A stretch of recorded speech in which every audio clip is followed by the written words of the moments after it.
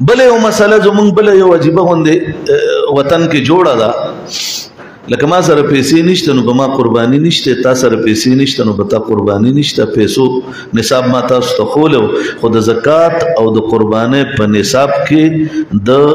دغه د تعداد فرق نشته. ګورئ تعداد هغه 52 تولې چاندي ده کوم چې نصاب دی، د زکات هم دی د قربانۍ هم دی، لیکن نور فرق پکې ډېر دی. زکات 52 تولو چاندے برابر کتا سره مال یا دا چاندی وی یا دې برابر سونه وی یا دې برابر ضرورت اصلیو نه علاوه تا سره پیسې وغیرہ سوي نو زکات پتا باندې لازمی کې خو چې په دغه حولانه حول یعنی یو کال پتیر شي. دویم مسله پاغي کې داوی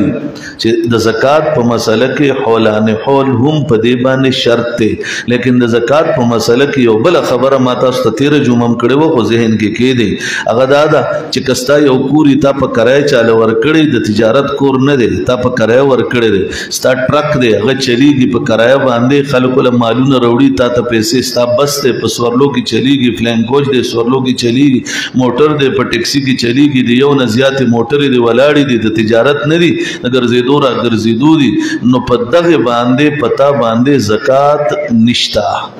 داغه په آمدن کې زکات ته داغه په اصل کې زکات نشتا.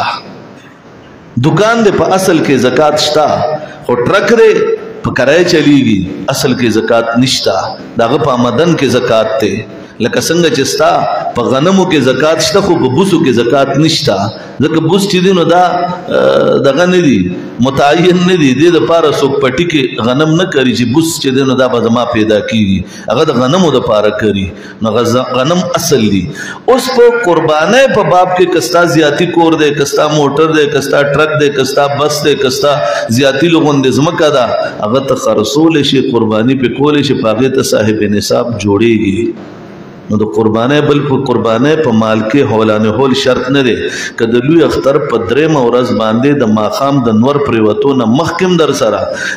52 تولو چاندی ته ستا نصاب ورسېدو نو بیا هم در باندې قرباني لازمه شوه، کال شرط نشته پکې. دا مسله ذهن کې کېښودل غواړي.